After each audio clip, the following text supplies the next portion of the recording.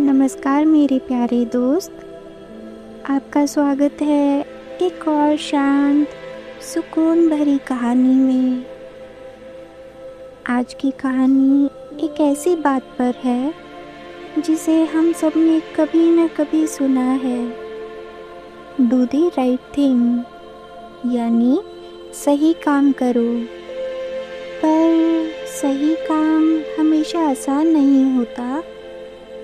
कभी कभी सही रास्ता वही होता है जिस पर चलते समय मन डरता है। लोग क्या कहेंगे, नुकसान हो जाएगा, रिश्ता खराब हो जाएगा, मौका हाथ से चला जाएगा। ऐसे कई सवाल भीतर उठते हैं। लेकिन सच की एक खूबसूरत बात होती है। वह शुरुआत में भारी लगता है, पर बाद में मन को बहुत हल्का कर देता है। तो चलिए आज की कहानी शुरू करते हैं।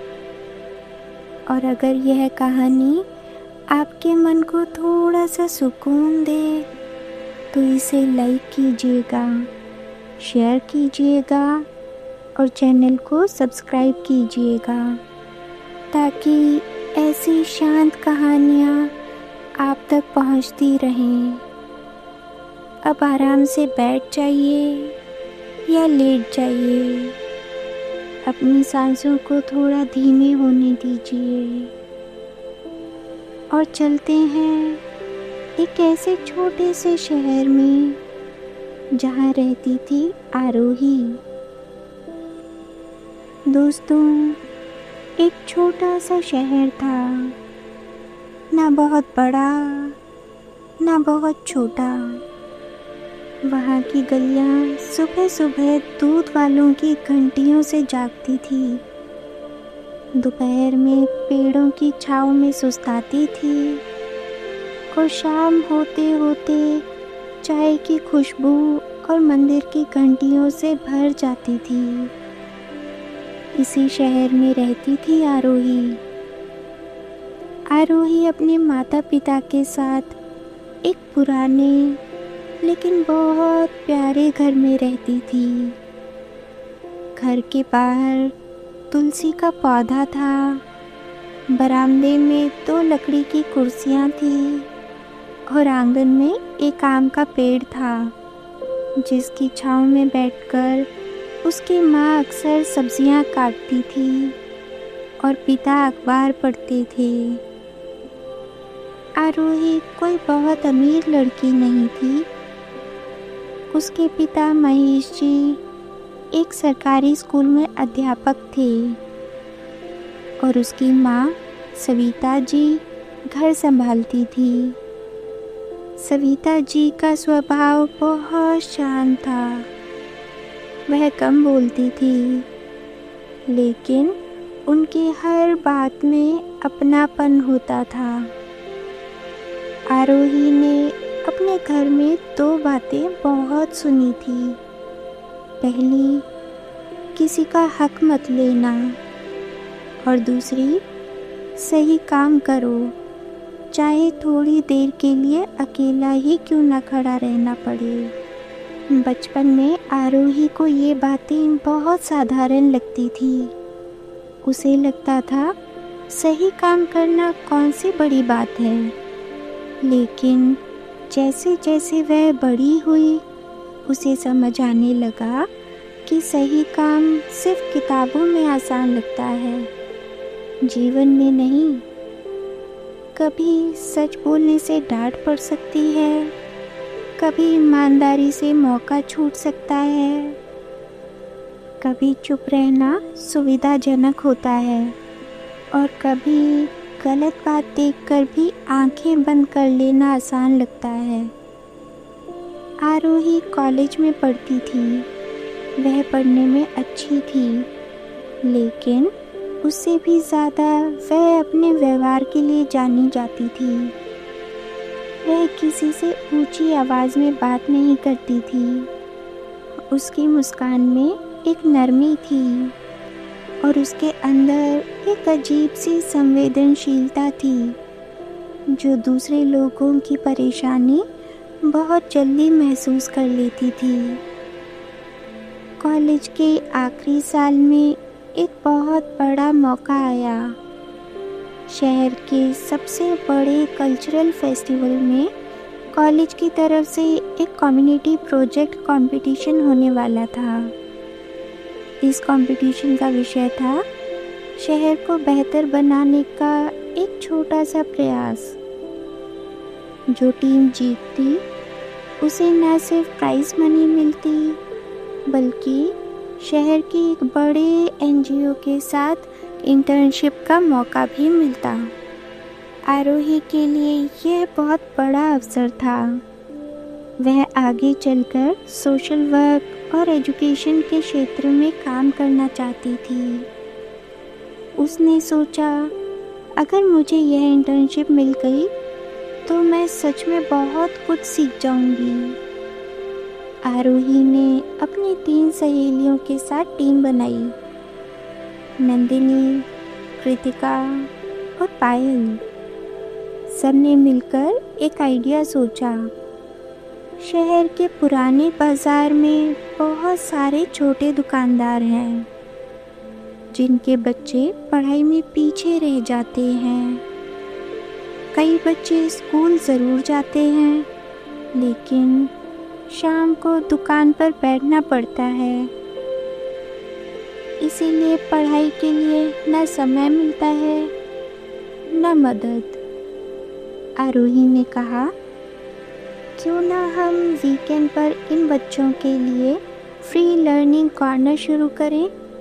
बस 2 घंटे कहानी, बेसिक इंग्लिश, गणित और थोड़ी ड्राइंग। पढ़ाई को डर जैसा नहीं, खेल जैसा बनाते हैं। सबको आइडिया बहुत पसंद आया। अगले कुछ हफ्तों तक चारों सहेलियां बाजार जाती रही। उन्होंने दुकानदारों से बात की, बच्चों से मिली, कुछ पुरानी किताबें इकट्ठा की और एक छोटी सी खाली जगह पर रंग बिरंगे चार्ट्स लगाए। धीरे धीरे लर्निंग कॉर्नर शुरू हो गया। पहले दिन केवल 5 बच्चे आए, दूसरे रविवार को 8, फिर 12, फिर 17। बच्चे धीरे धीरे खुलने लगे।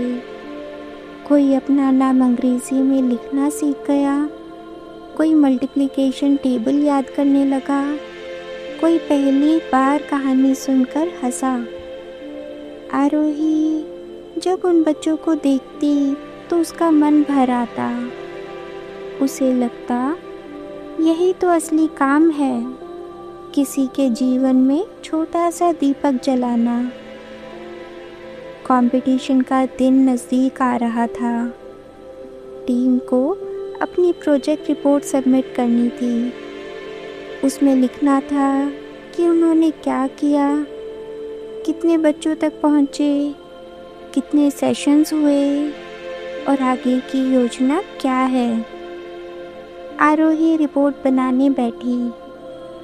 उसने सारी डिटेल्स बहुत अच्छे से लिखी। कितनी किताबें इकट्ठी हुई, कितने बच्चों ने हिस्सा लिया, किन किन दुकानदारों ने सपोर्ट किया, बच्चों में क्या क्या इम्प्रूवमेंट्स दिखाई दी। सब कुछ साफ साफ लिखा। अगले दिन वह रिपोर्ट लेकर कॉलेज गई। नंदिनी, कृतिका और पायल भी वहीं थी। नंदिनी ने रिपोर्ट पढ़ी और बोली,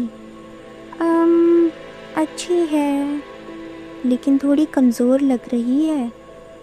आरोही ने पूछा, कमज़ोर मतलब? कृतिका बोली, देख, बाकी टीम्स ने बड़े बड़े नंबर्स लिखे होंगे, हम लिख रहे हैं कि सिर्फ 17 बच्चे आए, इससे क्या इम्प्रेशन पड़ेगा? पायल ने धीरे से कहा, हम 17 की जगह 50 लिख दें तो कोई चेक थोड़ी ही करेगा। आरोही ने सिर उठाकर उनकी तरफ देखा, लेकिन 50 बच्चे तो आए ही नहीं। उसने शांत स्वर में कहा। नंदिनी बोली, अरे 50 का मतलब यह थोड़ी है कि रोज़ 50 बच्चे बैठते थे। हम लिख सकते हैं कि 50 बच्चों तक आउटरीच किया, बात ख़त्म। आरोही ने कहा, आउटरीच अलग बात है, रेगुलर पार्टिसिपेशन अलग। रिपोर्ट में झूठ क्यों लिखना है? कृतिका थोड़ा चिढ़ गई। आरोही, इतना आइडियलिस्टिक मत बन। कंपटीशन है, प्रेजेंटेशन है, इम्पैक्ट बड़ा होना चाहिए। हम सच में काम भी तो कर रहे हैं ना, बस थोड़ा सा बेहतर लिख रहे हैं। आरोही चुप हो गई। उसके सामने पेपर रखा था। पेपर पर सच्चाई लिखी थी और उसके सामने उसकी सहेलियां थीं जो गलत इरादे से नहीं, बस जीतने की चाह में थोड़ा सा सच को मोड़ना चाहती थी। उस दिन पहली बार आरोही को समझ आया कि गलत काम हमेशा बहुत बड़ा या डरावना दिखता हुआ नहीं आता। कभी कभी वह बहुत नॉर्मल बात बनकर आता है, जैसे कि सभी तो करते हैं, इतना भी क्या सच सच लिखना, थोड़ा बढ़ाकर लिखने में क्या जाता है, मौका हाथ से निकल गया तो। आरोही ने रिपोर्ट बंद कर दी और कहा, मैं सोचकर बताती हूँ। वह घर लौट आई।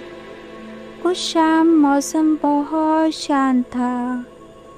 सूरज ढल रहा था। आंगन में आम के पेड़ की परछाई लंबी हो रही थी। माँ रसोई में थी। पिता बरामदे में बैठे चश्मा साफ कर रहे थे। आरोही धीरे से उनके पास बैठ गई। महेश जी ने पूछा, क्या हुआ बेटा, आज कुछ चुप लग रही हो? आरोही ने पहले कहा, कुछ नहीं, फिर थोड़ी देर बाद खुद ही बोल पड़ी, पापा, अगर कोई काम अच्छा हो लेकिन उसे जिताने के लिए रिपोर्ट में थोड़ा बढ़ाकर लिखना पड़े तो क्या वह बहुत गलत बात है? महेश जी ने चश्मा आंखों पर लगाया और उसे देखने लगे। थोड़ा बढ़ाकर मतलब? आरोही ने पूरी बात बता दी। माँ भी रसोई से बाहर आकर दरवाजे पर खड़ी हो गई। बात खत्म हुई तो कुछ देर चुप्पी रही। कोई तुरंत सलाह नहीं आई, बस शाम की हवा चलती रही।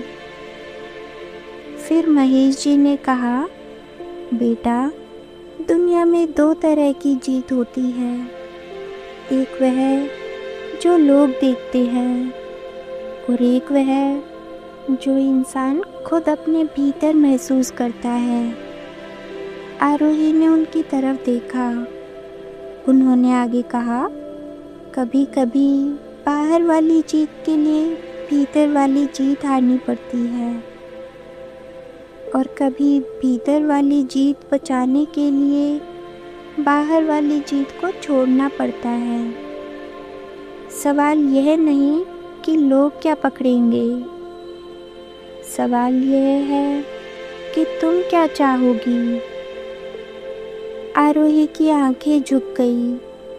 सविता जी पास आकर बैठी और बोली, सही काम करने से हमेशा तालियां नहीं मिलती, लेकिन रात को अच्छी नींद आती है। यह सुनकर आरोही के भीतर कुछ शांत हो गया। उस रात वे देर रात तक जागती रही। उसने अपनी सहेलियों के बारे में सोचा। क्या वह उन्हें निराश कर देगी? क्या वे उसे ब्लेम करेंगे? क्या सच बोलने से प्रोजेक्ट कमज़ोर लगेगा? क्या इंटर्नशिप हाथ से निकल जाएगी? फिर उसे बाजार के एक बच्चे की याद आई, छोटी सी रिद्धि, जो हर बार कॉपी में फूल बनाती थी। अमन, जो पहले किसी से बात नहीं करता था, अब हर कहानी में सवाल पूछता है। छोटू, जो दुकान पर बैठे बैठे भी काउंटिंग प्रैक्टिस करता है। आरोही ने सोचा, हमने सच में काम किया है, छोटा किया है लेकिन सच्चा किया है। अगर हम उसी को झूठ से बड़ा दिखाएंगे तो क्या बच्चों के नाम पर भी हम झूठ बोलेंगे? अगली सुबह वह कॉलेज गई। उसने रिपोर्ट बैग से निकाली और अपनी टीम के सामने रख दी। मैं रिपोर्ट में झूठ नहीं लिखूंगी, उसने धीमे लेकिन साफ स्वर में कहा। नंदिनी ने लंबी सांस ली। तो हम हार जाएंगे, आरोही बोली। शायद, लेकिन अगर हमारा काम सच में अच्छा है तो उसकी सादगी भी लोगों को समझ आएगी, और अगर नहीं समझ आई तो कम से कम हमने अपने काम को सम्मान दिया है। कृतिका बोली, तुम्हें पता है ना, प्राइज मनी से हम इस प्रोजेक्ट को और बड़ा कर सकते थे। आरोही ने कहा, हाँ, लेकिन झूठ से शुरू किया हुआ प्रोजेक्ट बच्चों को क्या सिखाएगा? यह सुनकर पायल चुप हो गई। उसके चेहरे पर उलझन थी। नंदिनी नाराज होकर बोली, फाइन, जैसा करना है करो, लेकिन प्रेजेंटेशन में कमज़ोर मत पड़ना। आरोही ने रिपोर्ट सच सच सबमिट कर दी। कंपटीशन का दिन आया। कॉलेज का ऑडिटोरियम लोगों से भरा हुआ था। अलग अलग टीम्स ने बहुत सुंदर सुंदर प्रेजेंटेशंस तैयार की थी। किसी ने सफाई अभियान पर प्रोजेक्ट बनाया था, किसी ने प्लास्टिक फ्री मार्केट पर, किसी ने बुजुर्गों के लिए डिजिटल हेल्प पर। कई प्रेजेंटेशंस बहुत चमकदार थी। बड़े बड़े numbers, bold slides, dramatic photos, confident speech. Aarohi की टीम की बारी आई। आरोही स्टेज पर गई। उसके हाथ में नोट्स थे। उसकी उंगलियां हल्की सी कांप रही थी। उसने सामने देखा। टीचर्स, जजेस, स्टूडेंट्स सब बैठे थे। उसने गहरी सांस ली और बोलना शुरू किया। हमारा प्रोजेक्ट बहुत बड़ा नहीं है। हमने पूरा शहर नहीं बदला। हमने 100 बच्चों तक पहुंचने का दावा भी नहीं किया। हमने बस पुराने बाज़ार के पास एक छोटा सा लर्निंग कॉर्नर शुरू किया, जहां शुरुआत में 5 बच्चे आए थे और अब 17 बच्चे नियमित रूप से आते हैं। ऑडियंस बहुत शांत थी। आरोही ने स्लाइड्स दिखाई, बच्चों की ड्राइंग्स, उनकी कॉपीज़, एक छोटी टेबल जिस पर पुरानी किताबें रखी थी, एक फ़ोटो जिनमें बच्चे ज़मीन पर बैठकर कहानी सुन रहे थे। फिर उसने कहा, हमारी प्रोजेक्ट की सबसे बड़ी सीख यही रही है कि बदलाव हमेशा बड़े अनाउंसमेंट से शुरू नहीं होता। कभी कभी वह रविवार के 2 घंटों से शुरू होता है। एक बच्चे के अपना नाम लिख पाने से शुरू होता है। एक दुकानदार के इस भरोसे से शुरू होता है कि उसके बच्चे को कोई धैर्य से समझाएगा। धीरे धीरे ऑडिटोरियम का माहौल बदल गया। जो लोग शुरुआत में बस सुन रहे थे, अब सच में ध्यान दे रहे थे। आरोही ने एक बच्चे की कॉपी दिखाई, अमन की। पहले पेज पर टेढ़े मेढ़े अक्षर थे। आखिरी पेज पर उसने साफ साफ लिखा था, मेरा नाम अमन है। आरोही ने कहा, शायद आपके लिए ये बस एक छोटी सी लाइन होगी, लेकिन जिस बच्चे ने पहले कभी खुद अपना नाम पूरे कॉन्फिडेंस से ना लिखा हो, उसके लिए यह बहुत बड़ी बात है। जजेस में से एक महिला मुस्कुराई। प्रेजेंटेशन खत्म हुई। तालियां बहुत तेज नहीं थी, लेकिन बहुत सच्ची थी। Q&A राउंड शुरू हुआ। एक जज ने पूछा, आपने सिर्फ 17 बच्चे मेंशन किए हैं, क्या ये नंबर छोटा नहीं है? आरोही के पास मौका था। वह चाहती तो कह सकती थी आउटरीच 50 तक किया। वह चाहती तो बात घुमा सकती थी, लेकिन उसने वही कहा जो सच था। जी, नंबर छोटा है, लेकिन हमने रेगुलर अटेंडेंस का नंबर लिखा है। हम चाहते तो ज़्यादा लोगों से मिलने का नंबर भी लिख सकते थे, लेकिन हमें लगा इम्पैक्ट वही है जो कंसिस्टेंटली दिखाई दे।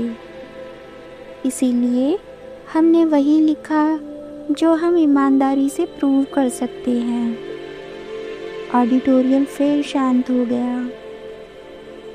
नंदिनी ने पीछे से उसकी तरफ देखा। शायद उसे डर था कि यह जवाब प्रोजेक्ट को कमज़ोर कर देगा, लेकिन जज ने सिर हिलाया और कहा, thank you for being precise. Aarohi stage से उतरी। उसके अंदर अजीब सी शांति थी। वह नहीं जानती थी कि वे जीतेंगे या नहीं, पर उसे लगा जैसे उसने अपने भीतर कोई बोझ रखकर नहीं, बल्कि बोझ को उतार कर बात की। रिजल्ट्स शाम को घोषित होने वाले थे। बीच के समय में सारी टीम्स कैफेटेरिया में बैठी। नंदिनी अभी भी थोड़ा नाराज़ थी। कृतिका बार बार बाकी टीम्स की प्रेजेंटेशंस की तारीफ कर रही थी। देखना, उसने कहा, प्लास्टिक फ्री मार्केट वाली टीम ही जीतेगी।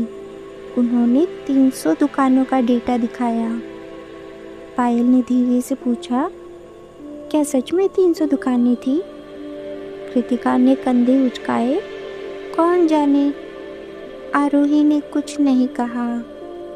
शाम हुई। ऑडिटोरियम फिर भर गया। तीसरे प्राइज़ का नाम अनाउंस हुआ। उनकी टीम नहीं थी। फिर दूसरे प्राइज़ घोषित हुआ। उनकी टीम फिर से नहीं थी।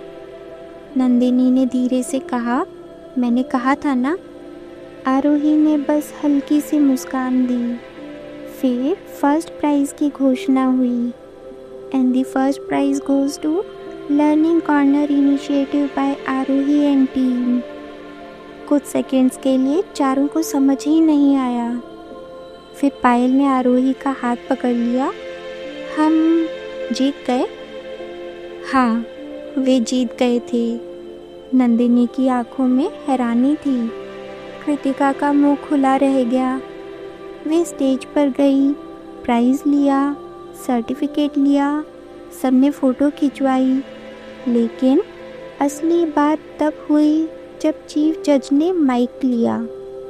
उन्होंने कहा, आज कई प्रोजेक्ट्स इम्प्रेसिव थे, लेकिन इस टीम में हमें 2 बातें बहुत महत्वपूर्ण लगी। पहला, इनका मॉडल प्रैक्टिकल है। दूसरा, इन्होंने इम्पैक्ट को बढ़ा चढ़ाकर नहीं बताया। आजकल नंबर्स के शोर में ऑनेस्टी दुर्लभ है। Small but honest work can grow, inflated work collapses. Aarohi ने यह सुना तो उसका गला भर आया। उसने ऑडियंस में बैठे अपने पिता को देखा। महेश जी की आंखों में गर्व था। माँ ने हल्का सा हाथ उठाकर उसे आशीर्वाद दिया। उस पल आरोही को समझ आया, सही काम करने से फल तुरंत नहीं मिलता, लेकिन जब मिलता है तो बहुत गहरा लगता है। लेकिन कहानी यहीं ख़त्म नहीं हुई। प्राइज़ मनी और इंटर्नशिप मिलने के बाद लर्निंग कॉर्नर सच में बड़ा होने लगा। एनजीओ ने उन्हें वीकेंड वॉलंटियर्स दिए, बाज़ार के दुकानदारों ने मिलकर एक पुराना कमरा साफ किया, किसी ने पंखा लगवाया, किसी ने मैट दी, किसी ने पुरानी किताबों की शेल्फ बनवा दी। अब बच्चे ज़मीन पर इधर उधर नहीं बैठते थे, अब वे साफ कमरे में बैठते थे। दीवारों पर अल्फ़ाबेट्स, पहाड़ों, रंगों के नाम और बच्चों की ड्राइंग्स लगने लगी। आरोही हर रविवार वहाँ जाती।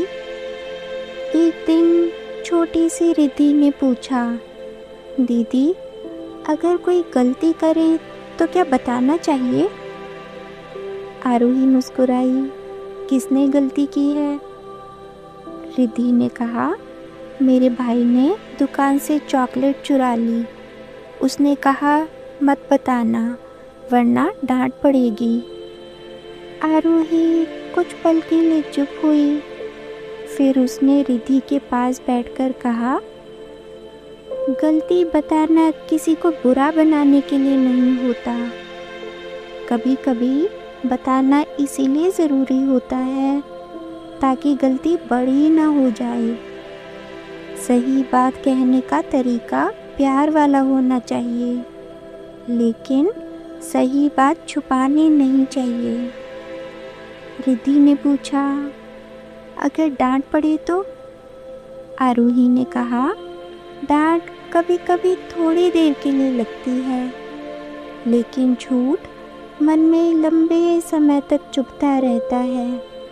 रिद्धि ने सिर हिलाया, जैसे उसे बात समझ आ गई हो। उस दिन आरोही घर लौटते समय सोच रही थी, सही काम करो केवल एक कहावत नहीं है, यह तो छोटी छोटी जगहों पर जीने वाली चीज़ है। रिपोर्ट में, दोस्ती में, घर में, बाज़ार में, अपने काम में, अपने मन में।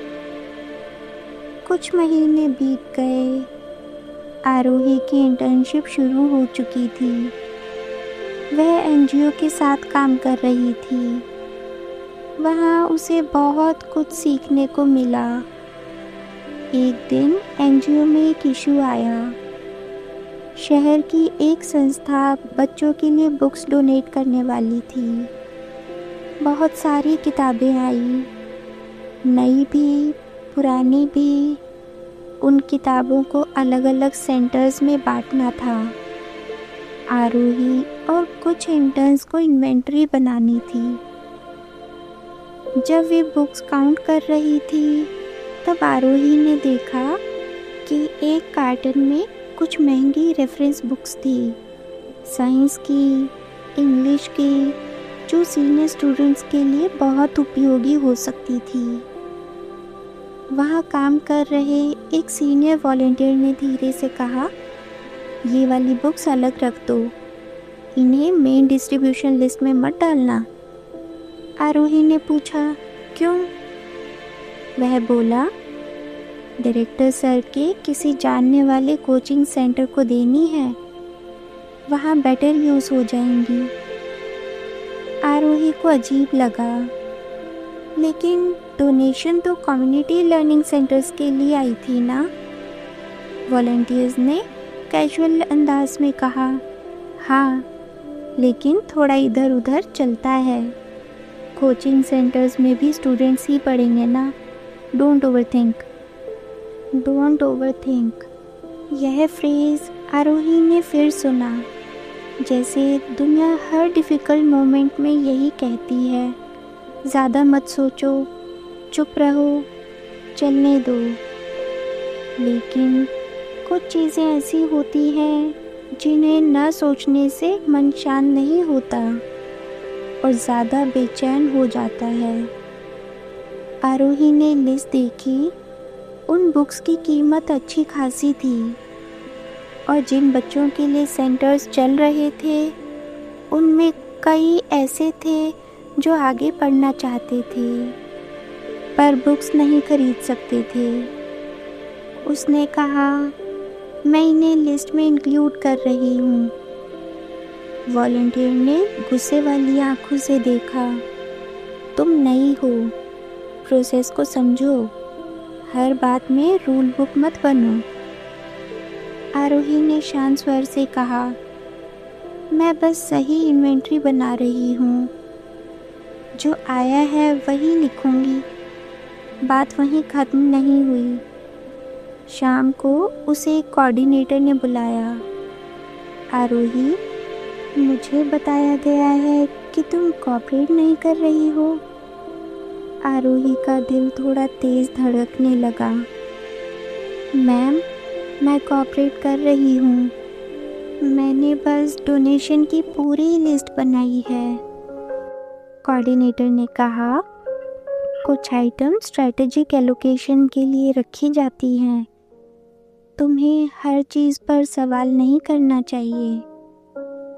आरोही ने पहली बार अपने भीतर डर महसूस किया। यह कंपटीशन नहीं था, यह इंटर्नशिप थी। यहाँ रिपोर्ट कार्ड बनना था, रिकमेंडेशन लेटर मिलना था, आगे की अपॉर्चुनिटीज़ इससे जुड़ सकती थी। एक तरफ उसका भविष्य था, दूसरी तरफ कुछ किताबें थी। मन ने कहा, छोड़ दो, क्या फ़र्क पड़ता है, सब जगह ऐसा होता होगा। लेकिन फिर उसे अपने पिता की बात याद आई। सवाल यह नहीं है कि लोग क्या पकड़ेंगे, सवाल यह है कि तुम खुद क्या चुनोगी। आरोही ने बहुत विनम्रता से कहा, मैम, मैं समझती हूँ कि एलोकेशन आप डिसाइड करेंगी, पर मेरी रिस्पॉन्सिबिलिटी इन्वेंट्री की है। मैं जो बुक्स आई हैं उनका सही रिकॉर्ड बनाना चाहती हूँ। उसके बाद आप ऑफिशियली डिसाइड कर सकती हैं कि क्या कहाँ जाना चाहिए, लेकिन रिकॉर्ड सही होना चाहिए।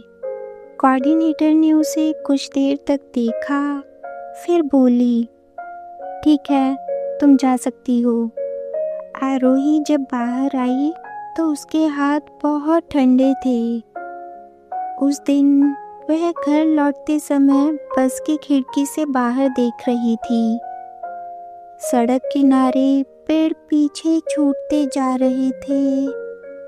लोग अपने अपने कामों में लगे थे। किसी को नहीं पता था कि उसके भीतर कैसी हलचल चल रही है। घर पहुंची तो माँ ने पूछा, थक गई? आरोही ने बस सिर हिला दिया।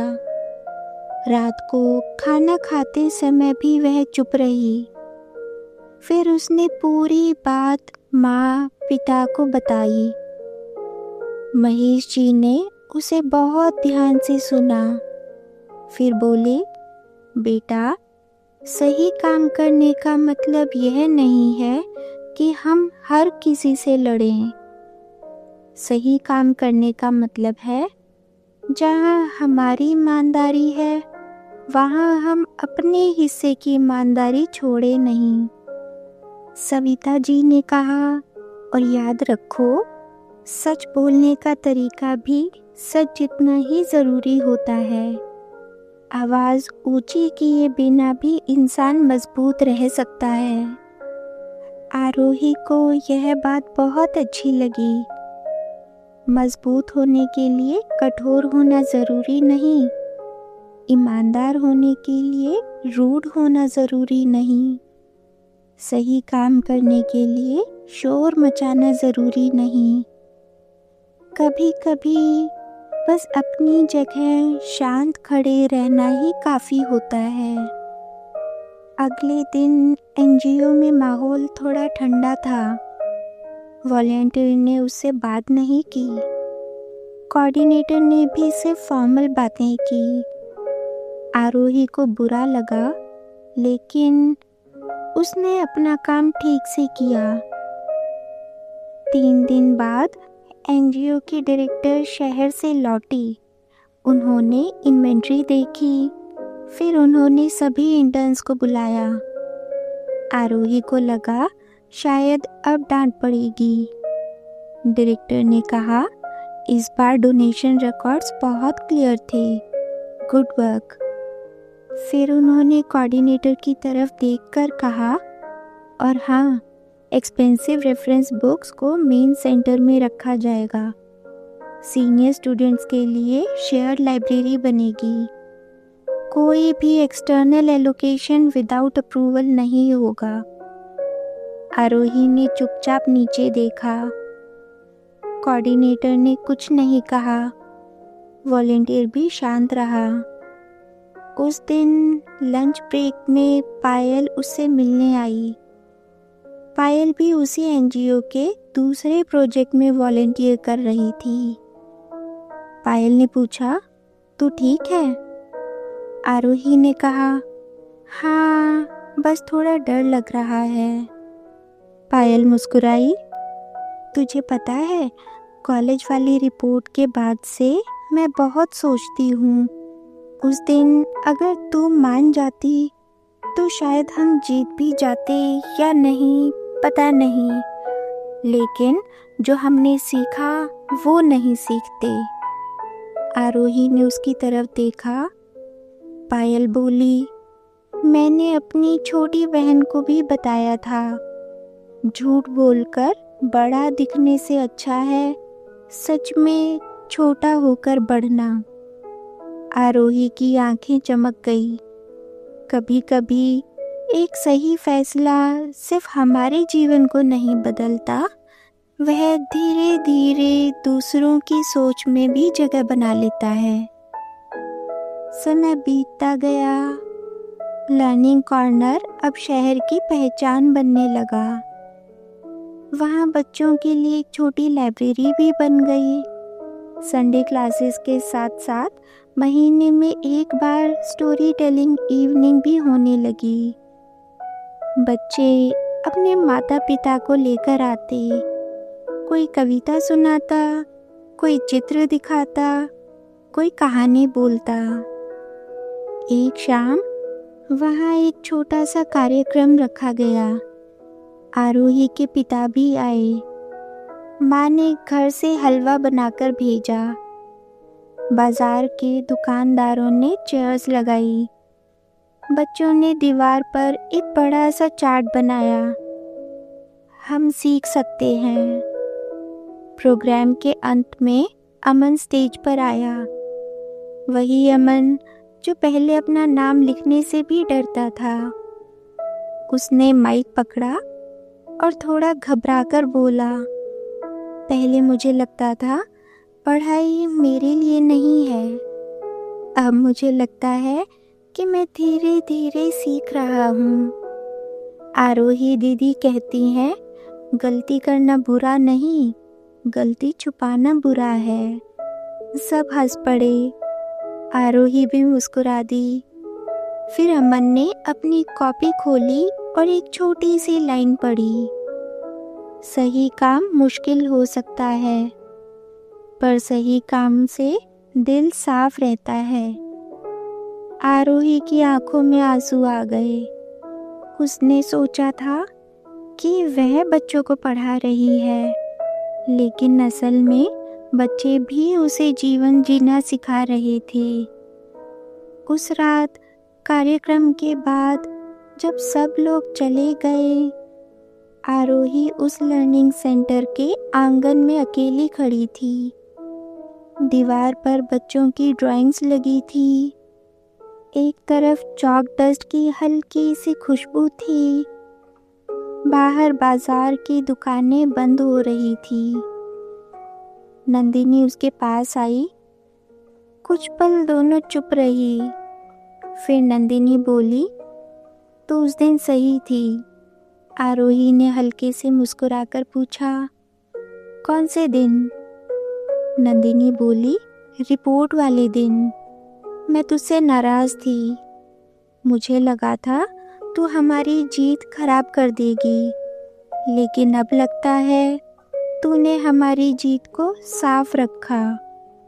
आरोही ने कुछ नहीं कहा। नंदिनी ने आगे कहा, मुझे डर था कि छोटा काम शायद छोटा समझा जाएगा, लेकिन शायद सच्चा काम छोटा होकर भी गहरा होता है। आरोही ने उसके कंधों पर हाथ रखा। हम सब सीख रहे हैं और सच यही था, कहानी में कोई विलन नहीं था। नंदिनी बुरी नहीं थी, कृतिका बुरी नहीं थी, वॉलंटियर भी शायद पूरी तरह बुरा नहीं था। कई बार लोग गलत इसलिए नहीं करते कि वे बुरे हैं, कई बार वे डरते हैं, कभी हार से, कभी नुकसान से, कभी पीछे रह जाने से, कभी इस बात से कि सच्चाई छोटी लगेगी। लेकिन जीवन धीरे धीरे सिखाता है, सच्चाई छोटी नहीं होती, सच्चाई बस शोर नहीं करती। कुछ महीनों बाद शहर के न्यूज़पेपर में लर्निंग कॉर्नर पर एक छोटा सा आर्टिकल छपा। उसमें लिखा था कि कैसे कॉलेज स्टूडेंट्स ने पुराने बाजार के बच्चों के लिए पढ़ाई का एक सेफ और फ्रेंडली स्पेस बनाया। आर्टिकल के अंत में आरोही की एक लाइन छपी थी, हमारा उद्देश्य बड़ा दिखना नहीं था, सच में उपयोगी होना था। जब महेश जी ने वह लाइन पढ़ी तो उन्होंने अखबार मोड़कर अपनी आंखों पर रख लिया। सविता जी ने हंसकर पूछा, रो रहे हो क्या? महेश जी बोले, नहीं, आंखों में धूल चली गई। आरोही ने छेड़ते हुए कहा, बरामदे में बैठे बैठे। तीनों हंस पड़े। उस दिन घर में कोई बड़ी दावत नहीं हुई, बस माँ ने चाय बनाई और साथ में गरम पोहे। आम के पेड़ के नीचे तीनों बैठे। शाम धीरे धीरे उतर रही थी। पिता ने कहा, आरोही, जीवन में हमेशा ऐसे मोड़ आएंगे, कभी पैसा, कभी रिश्ता, कभी अवसर, कभी डर, कुछ न कुछ सामने होगा। हर बार फैसला आसान नहीं होगा, पर एक बात हमेशा याद रखना, सही काम करने से जीवन परफेक्ट नहीं बनता, लेकिन भीतर की नींव मजबूत रहती है। आरोही ने पूछा, और अगर सही काम करने से नुकसान हो जाए तो?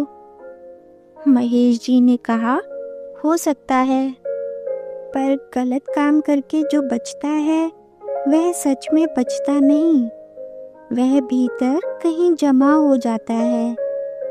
सही काम कभी कभी बाहर नुकसान देता है, पर भीतर भरोसा बचा लेता है।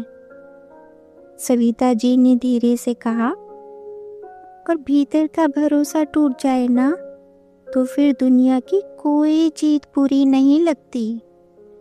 आरोही ने माँ का हाथ पकड़ लिया। रात होने लगी थी। आकाश में चांद हल्का सा ऊपर आ चुका था। आम के पत्तों से छनकर चांदनी आंगन में गिर रही थी। हवा में रात रानी की हल्की खुशबू थी। आरोही ने सोचा, शायद यही जीवन है। हर दिन कोई बहुत बड़ा फैसला नहीं लेना होता, कभी सिर्फ सच बोलना होता है, कभी किसी का हक नहीं लेना होता, कभी अपनी गलती माननी होती है, कभी दोस्त को धीरे से सही बात बतानी होती है, कभी आसान रास्ता छोड़कर साफ रास्ता चुनना पड़ता है। डू द राइट थिंग का मतलब यह नहीं होता कि इंसान हमेशा निडर होगा। इसका मतलब है डर होते हुए भी मन की रोशनी को बुझने न देना। उस रात आरोही बहुत चैन से सोई। बाहर चांद था, आंगन में पेड़ था, घर में माता पिता की धीमी बातें थी और उसके मन में एक शांत वाक्य था। सही काम हमेशा आसान नहीं होता, लेकिन वह मन को सबसे गहरी नींद देता है। तो मेरे प्यारे दोस्त, यह थी आरोही की कहानी। एक ऐसी लड़की की कहानी जिसने कोई बहुत बड़ा युद्ध नहीं लड़ा, कोई बहुत बड़ा भाषण नहीं दिया, बस छोटे छोटे पलों में अपने हिस्से की ईमानदारी बचाई। कभी रिपोर्ट में, कभी डोनेशन की लिस्ट में, कभी बच्चों को दी गई सीख में, और सबसे ज़्यादा अपने भीतर। क्योंकि जीवन में सही काम करना हमेशा तालियां पाने के लिए नहीं होता। कभी कभी सही काम बस इसलिए करना होता है ताकि जब दिन खत्म हो तो हमारा मन हमसे नाराज ना हो। अगर आज की कहानी ने आपके मन को थोड़ा सा सुकून दिया हो तो इस वीडियो को लाइक कर दीजिएगा। अगर आपको लगे कि किसी अपने को भी यह शांत सी सीख सुननी चाहिए तो उसके साथ शेयर कर दीजिएगा। और ऐसी ही सुकून भरी कहानियों के लिए चैनल को सब्सक्राइब कर लीजिएगा। अब अपनी सांसों को धीमा होने दीजिए। दिन भर की भागदौड़ को थोड़ा दूर रख दीजिए और अपने मन से बस इतना कहिए, मैं हर चीज़ परफेक्ट नहीं कर सकता, लेकिन जहाँ मेरे हाथ में होगा वहाँ मैं सही काम चुनने की कोशिश करूँगा। धीरे धीरे, शांति से, नरमी से आपका मन हल्का हो, आपकी रात शांत हो और आपकी नींद गहरी, सुरक्षित और सुकून भरी हो। गुड नाइट फ्रेंड्स, अपना ध्यान रखिएगा।